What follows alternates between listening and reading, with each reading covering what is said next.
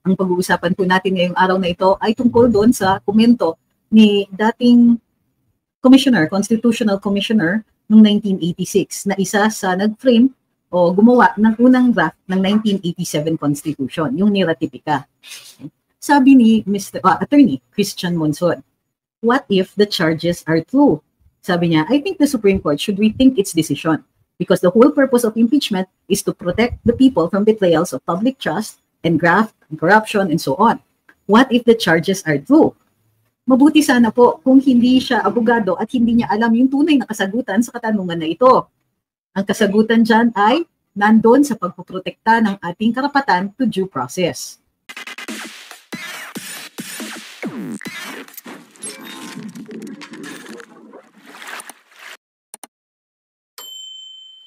So, muli, ano ba ang due process?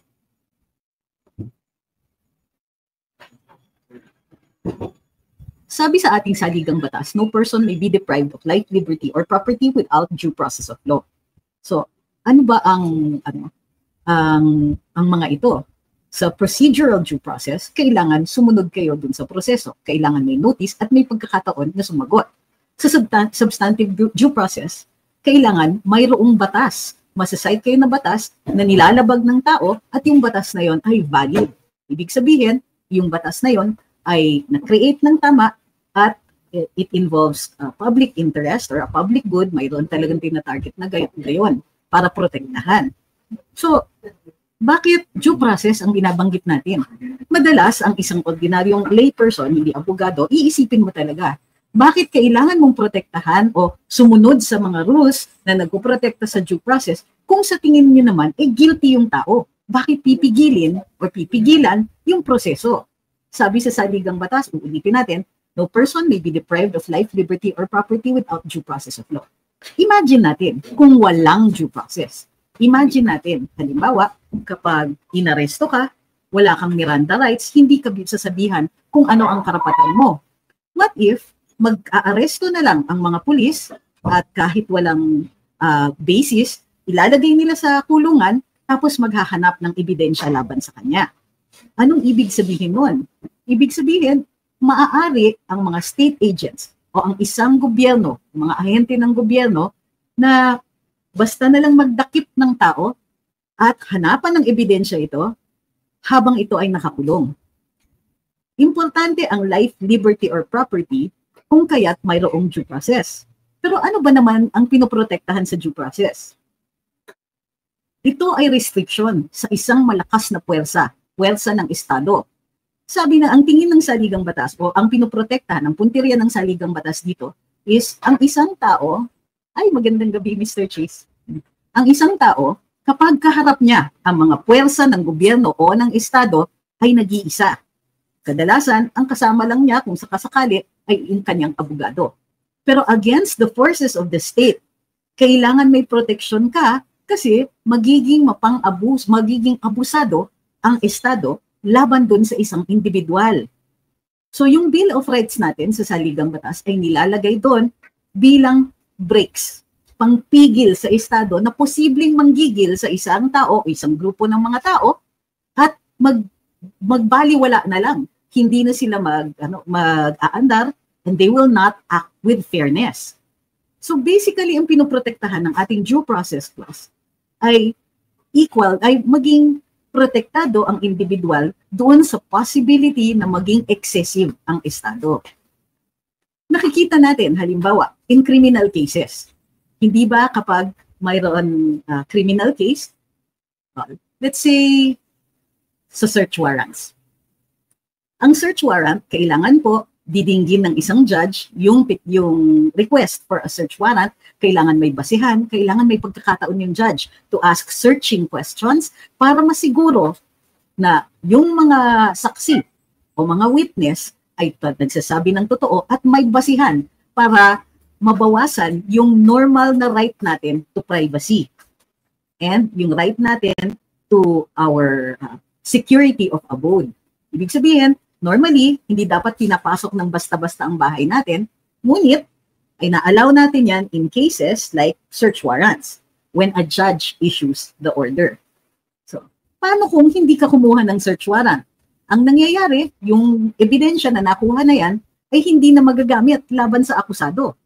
Ang tawag dyan is fruit of the poison tree or fruit of the poisonous tree. Ibig sabihin, pag nilabag mo yung proseso na nagagarantiya ng pagprotekta dun sa tao, hindi mo na magagamit yan bilang ebidensya. Kapag nilabag mo ang karapatan ng isang tao, you cannot benefit from that. So, kapag violate mo yung proseso para sa pagkuha ng ebidensya, ang sinasabi ng mga hukuman, excluded na yan. E paano kung yun lang yung ebidensya at talagang tingin natin may sala yung akusado?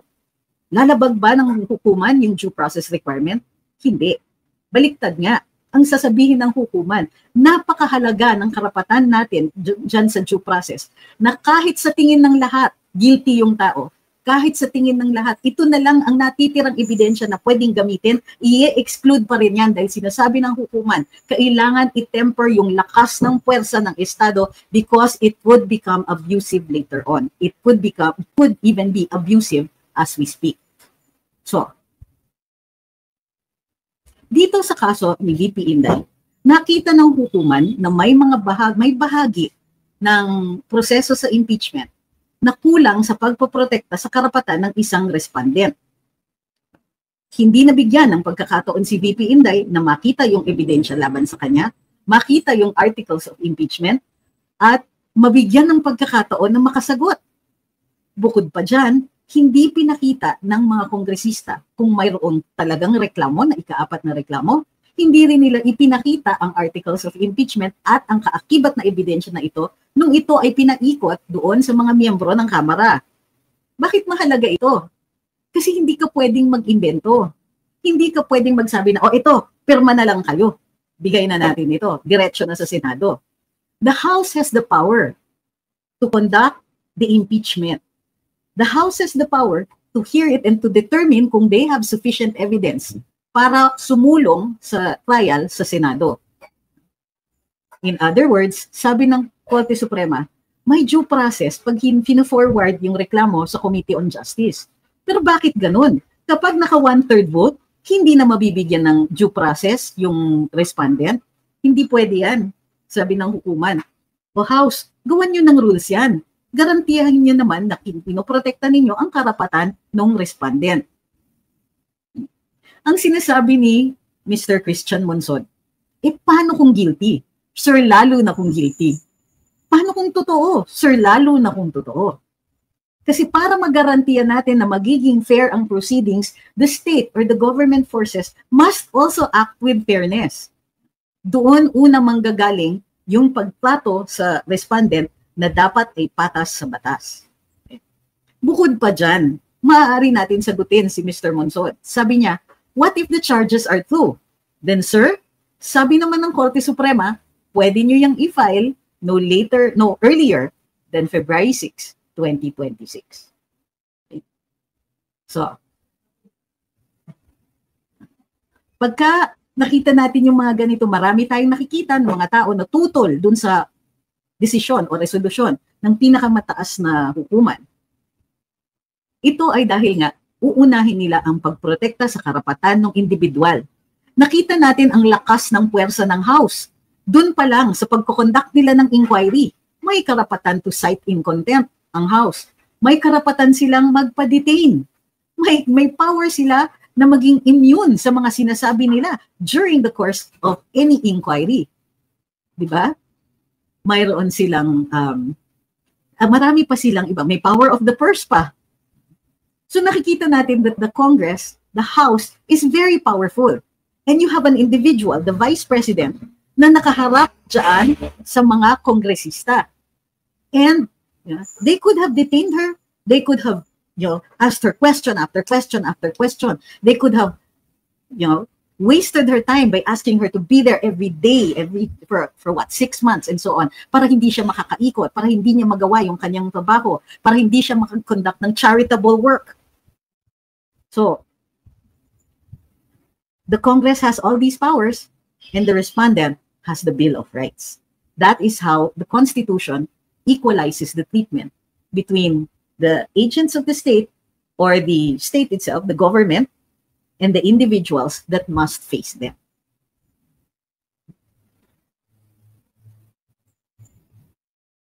Natawa ako kasi mayroon pang nagpo-post dun sa wall ko na ginagamit ang mga salita ni dating Supreme Court Chief Justice Puno. Pero hindi ito en punto. In other words, sinasabi kasi ginagamit ng iba yung principle of operative fact. Ano yung operative fact? Ibig sabihin nun, nagawa na yung mali. Pero wala silang notice na mali yun kasi wala namang dating desisyon ang Korte Suprema dyan. Therefore, sasabihin ng hukuman mali yan, but they will apply to future cases and not to this one. Yun ang sinasabi daw ng ilang mga dalubhasa. Pero yung sinasabi na ganun, hindi po kasi yan sumasagot doon sa paratang na ang House of Representatives ay lumabag sa karapatan ng ating vice-presidente. So, while they can argue operative fact, it still remains na nalabag ang karapatan ni Vice President Inday. And that will be of primary importance. Kaya nga po gumawa ng ganitong desisyon ang Korte Suprema para masiguro na masusunod ang due process. Yun. Mag-hi lang po ako. Hi, Sir Dean. Kakagising lang daw niya. So, nakakatuwa si Sir Dean kasi pag naghahanda siya for work, naka-on yung live natin. Sabi ni Ma'am Henrietta, so if it is illegal, they can make it right in the coming year. They can follow the process. They have to first create rules. Kailangan muna gumawa sila ng mga patakaran na maaaring makasagot ang respondent sa isang impeachment case. Diba? Doon, lalong-lalo na kung gagamitin nila yung 1/3 rule.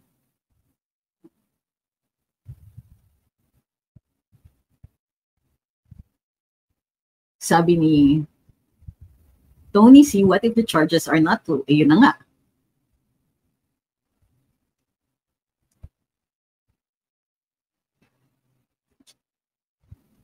Can Attorney Claire be liable daw for contempt? Sabi ni Music Ground. It depends. What exactly do you want to hold her for? What did she say? Kasi right now, ang mga kinasuhan, si Secretary Gadon, si Congressman Percival Sendanya, at saka si Mr. Haydarian. Hi, kay Sir Art, maraming salamat po. Kay Chinks, kay Miss Malu, kay Pompoko, maraming salamat po sa inyo. Kay Teach Jeannie rin po. At kay Miss Gisando. At kay Ibiang. Sylvia, no? Dongski, thank you very much din po. Okay. Hi kay Sir Niel. Sabi ni Tony C., all of their statements will only be opinions. Totoo yan. May karapatan naman sila magsalita at magpahayag dahil yan naman po ay sinasandala natin na karapatan kapag nagla-live tayo. Di ba? May karapatan sila magsalita at magpahayag, but that doesn't mean that their opinion is going to negate the Supreme Court's decision. Lalong-lalo na kung hindi sila partido doon sa kaso. Tama, sabi ni Gilbert, pag sila, freedom of speech. Pag di ka po pa, libel. Ay, pag hindi ka po pa, tawagin ka sa Kongreso o sa House of Representatives at ki-questionin ka doon sa mga expressions mo. To the point na nahaharas or feeling harassed yung ibang mga resource person.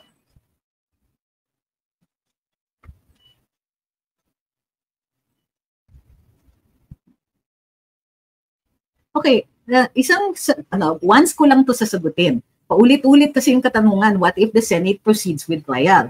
Ang nagiging danger niyan ay mayroon tayong dalawang sangay ng gobyerno na magkasalungat. So it may cause a constitutional crisis, a breakdown in order. Kasi normally, maka-allocate naman ang mga powers ng bawat sangay ng gobyerno. May karapatan, yes, may power na mag-hold ng trial ang Senado, ngunit mayroon din at exclusive sa Korte Suprema ang power to decide cases on or controversies on grave abuse of discretion. So, tingin ko ang last say, kasi nga, pagka you may conduct the trial, but if you do not conduct it in accordance with your rules and you violate due process, the respondent can still go to the Supreme Court. Ang hindi lang po talaga appealable ay yung final na decision. Sabi ni Sir Dean, ang nakakabahala is that the House of Representatives did not do their due diligence before filing another case towards VP Sara. They should have asked questions like, does this go in line with our Constitution? Basic yan before taking any action because the Constitution is designed to protect the people in the state. Yun, tama si Sir. Di ba, basic yan, pero alam natin, Sir Dean, di ba, nagmamadali, kaya nahalata sila.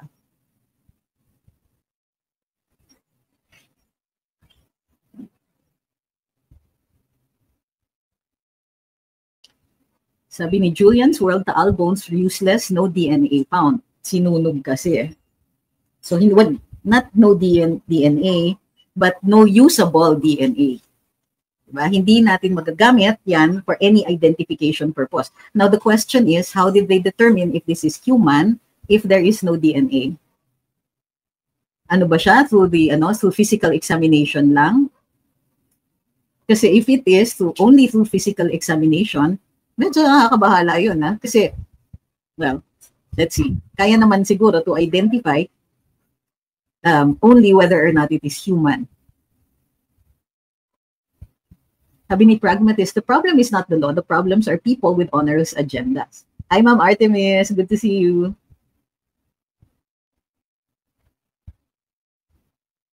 Sabi ni Jackie Lute, I saw the interview of Mr. Haydarian. Napaka-feeling pa rin. Sense is like, need pa daw niya check sa Wikipedia kung sino yung mga nagsampa ng kaso sa kanya. Paka-arrogante pa rin. Well, it's not a crime to be arrogant. But certainly annoying, di ba?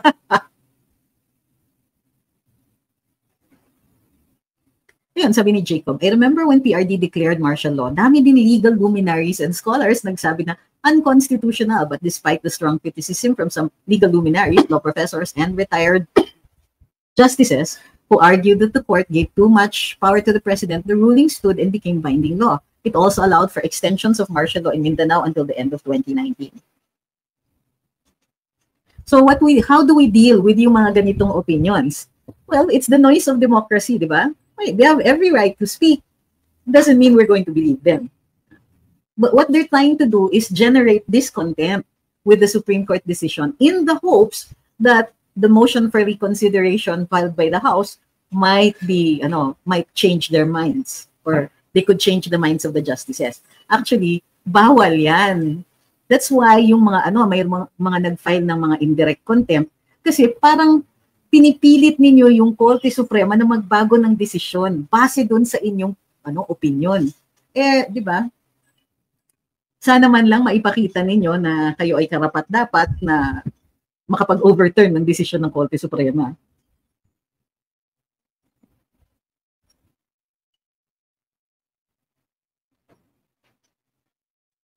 Sabi ni Wilson, if criticizing the Supreme Court is a crime, I didn't say it's a crime, but it is in the nature of a criminal act. Why are such statements permitted? What legal actions can the court take against individuals who make libelous accusations? Okay, first of all, this is indirect contempt, not libel. If there is libel, then the justices actually can make use of the law, but it presents a conundrum. The justice will have to will come with a lot of baggage. Ikaw na nga ay mahistrado, tapos magpo-file ka ng kaso na ganyan, then it's just really awkward. But it's perfectly legal to do so. Why are statements such as that? Well, I'm not saying they're always permitted, kaya nga kinakasuhan yung tatlo. When the statements tend to undermine the court's credibility, yes, pwede silang indirect contempt.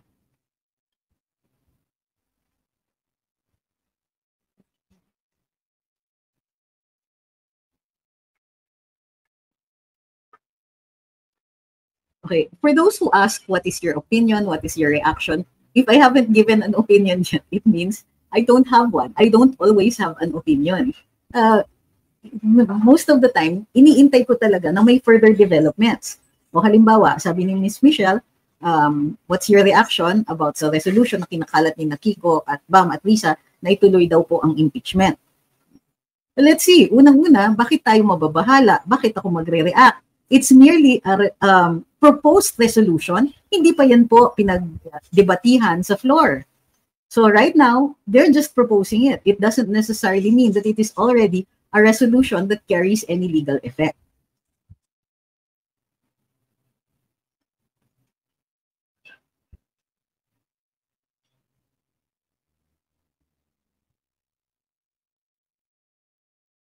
Thank you, Kay Joval.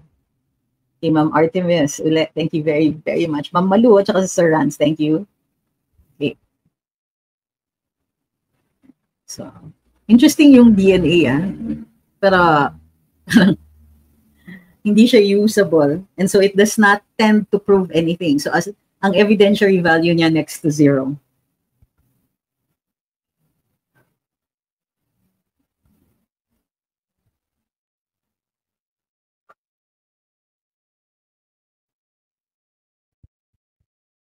Sabi ni teacher, Ona, there's no problem with the impeachment. The problem is the manner it was done. It was not in accordance with our Constitution. So, kung gumagalaw yung camera ko, it's because si Serb humiga dito sa tabi ng table.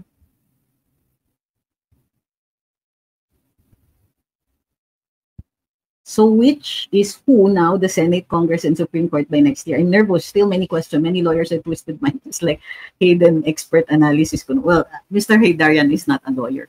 And si Mr. Chase, yan, lawyer yan. So he might miss the nuances. I'm not saying that he can't give an opinion or even that he can't give an informed opinion. It's just that sometimes he might miss the nuances of the law.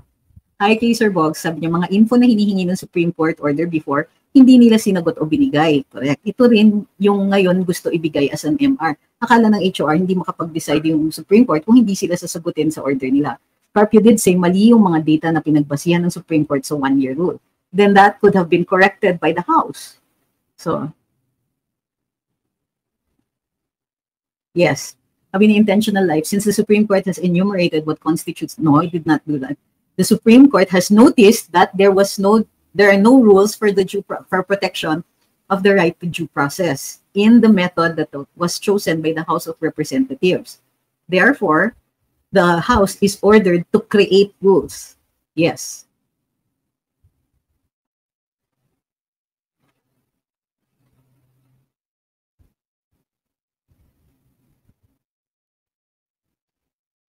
Political strat lang yan. Sabi ni Crazy Little Women, anong opinion niyo po sa pag-vote ng mga DDS congressmen in favor of Kay Tamba? Like, bakit sila nag-sway towards strategic move lang? Well, it's possible kasi matagal pa ang 2028. They need to be able to survive until 2027. So by 2027 or late 2026, yung mga lilipat kay Inday mag-uumpisa na. So VP Inday. So sa ngayon, they can still go on pretending that they are with the House Speaker, but will be turncoats by 2027.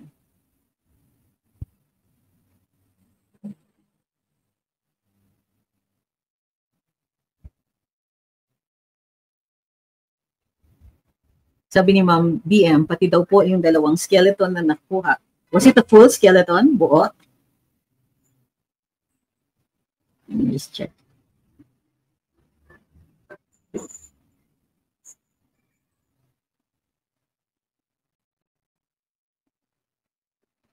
Sandali chine-check ko yung missing sa Bongeros case since you insist on talking about it now. Taal bones.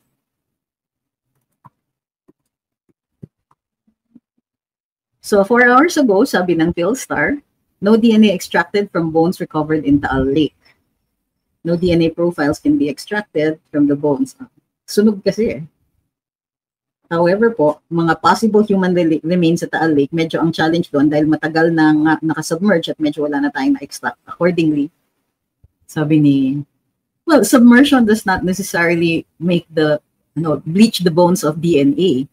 So, especially kung recent yan. Nakaka-extract pa nga ng DNA kahit more than 100 years old. It really depends on what can be recovered.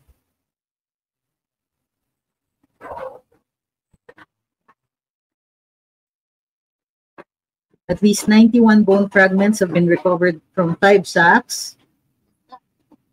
Authorities also found a skull and other remains that resemble a human. So, ibig sabihin, aside from the skull, hindi pa sure dun sa ibang remains kung human ito.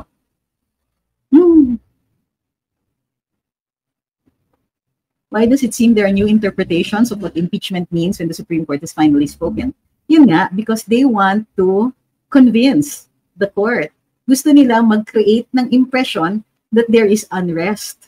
So, labas ng labas yung mga contrary opinions na yan, kung galing sa mga talubhasa, galing sa mga personalities, pero it's not sufficient for me to think that they can sway the Supreme Court. Unanimous yung decision eh.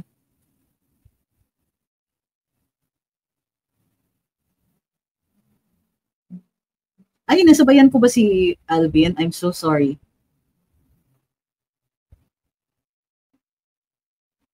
Uy, thank you, Miss Artemis. At kay Crispin Rodriguez.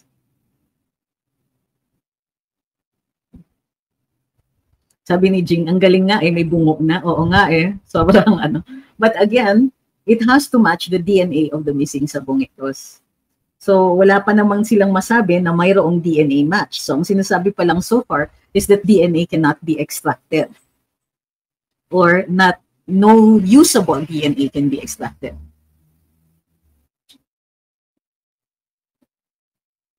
Sabi ni Manny Fort, ano kaya ang psychological explanation noong pumalakpak ang mga na maghiyawan at magpalakpakan sa statement ni BBM na mahiya naman kayo mga ulang? Well, it's a show of support for the president, not necessarily a show of agreement. I'm pretty sure that they are aware of the irony.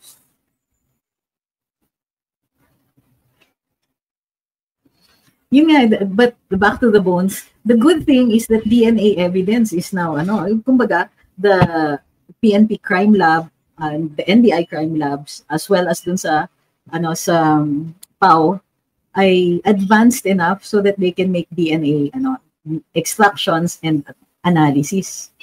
You can't just produce a body and say, ito yung mga missing sabongeros, tapos iyakan sila ng mga pamilya when we're not even sure about the identification. Part pa rin po ba si Dr. Raquel Fortun? As far as I know, hindi po. She's private sector. She can be asked by the family to conduct a second examination.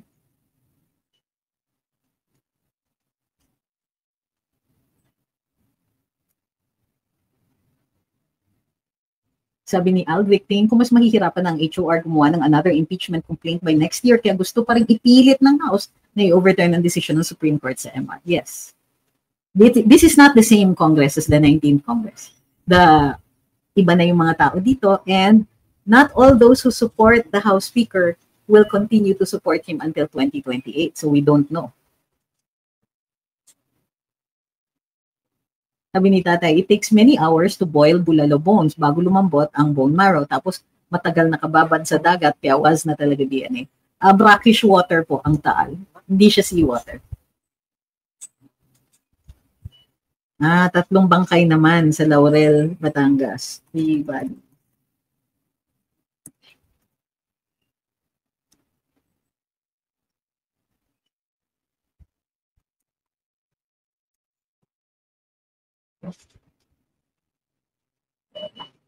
Ito.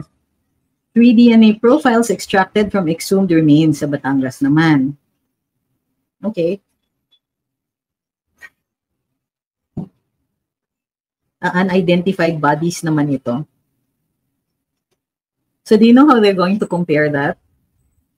Probably mitochondrial DNA or yung DNA that is from the mother. If buhay pa yung mother. So the best way to compare is to get DNA samples from the mother if there is no existent DNA of the missing person. So halimbawa, yun, you will extract from the mother and yung mga kapatid.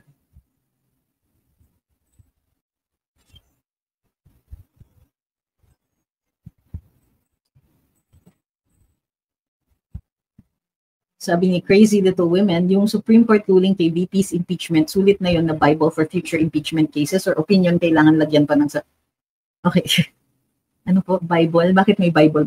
The Supreme Court gave an order. Sabi nila, Uy, House, gawa kayo ng rules. Dahil kulang ang rules ninyo, nag-violate kayo ng due process. So, the House has to create rules. Yun po yung utos.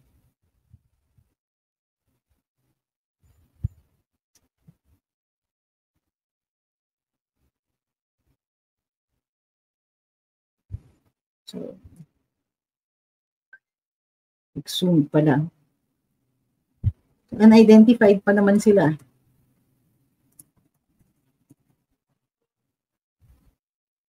Wala pang DNA. Kaka-exhume pa lang nila. Lawyer point of view, wala pang appointed. OIC lang po. We don't know yet.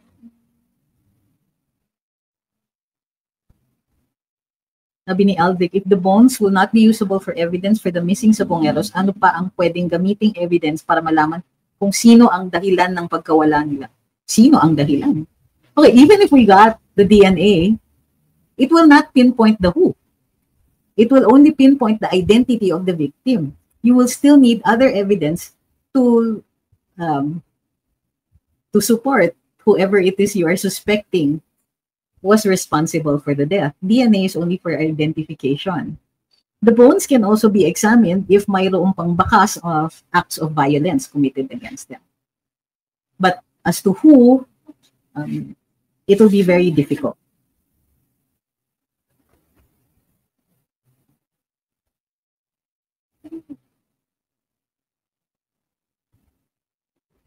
Sabi ni iFlex, baka kumuha ng buto ang kamag-anak sa sementeryo ng nakalibing na kamag-anak nila para mag-match ang DNA.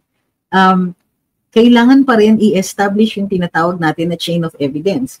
Kung mag-submit sila ng buto, kung wala kang konteksto ng pinanggalingan na yun, mababa pa rin ang kalidad niya bilang ebidensya.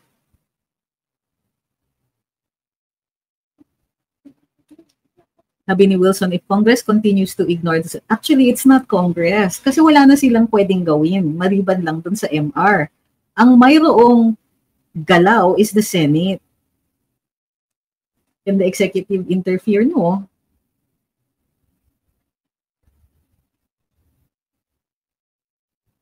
Sabi ni Mang BM, no DNA found kasi mga bulalo talaga yun, mga buto-buto na ginawang anchors ng mga mangingisda. It's like a bad, alam niyo yung masamang joke. Huwag kang kakain ng bulalo na malapit sa sa sementeryo. Ay, may bulaluhan sa tabi ng sementeryo, magtaka ka na.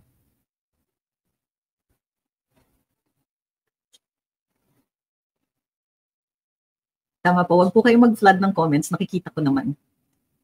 Kung unconstitutional, ay shucks, hala, namatay yung sa TikTok, sorry. Hindi ko nakita, nalubat na pala siya. I-revive natin. Kung unconstitutional impeachment ni VP Sara, ibig ba sabihin noon po rin ba yun na hindi din siya, na impeachment nga is only in Congress, well, so far, it has only been conducted in Congress. O therefore, she has not been impeached kasi nga unconstitutional yung ginawa.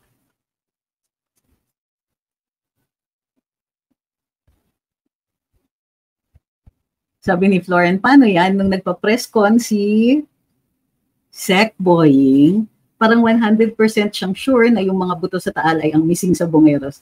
Ang ginagamit niya lang kasi was, sabi niya, by, how do you call this? Deductive reasoning. Sinabi daw sinabi ng witness, nandun yung mga buto, may nakuha silang mga buto, para sa kanya, yun na yun, sila na yun. Ignoring, of course, that you need confirmation through a more scientific means of identifying the remains.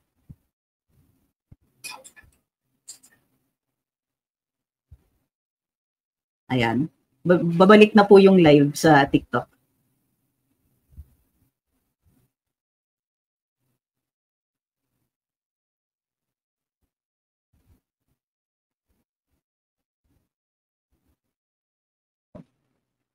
Curious lang ako, kung tama po ang memory ko, tinanong ni si Justice Cuevas before during CJ trials ni presiding judge, JPE, anong meaning ng culpa sa culpable violation, pero di sinagot ni Justice Cuevas directly. Ano po kaya naging strategy niya doon?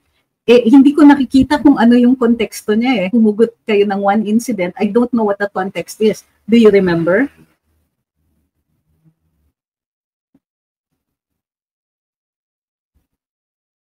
Kasi a lawyer, in this case, si Justice Cuevas was the lawyer for the CJ.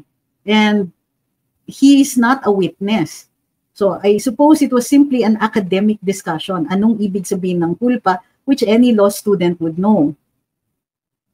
So, mea culpa, di ba? Mea culpa, mea culpa, mea maxima culpa. My fault. But in case of a criminal act, the culpa is the malicious intent. Culpable, may malice. Malice means there was an intention to commit the wrong or commit a wrong.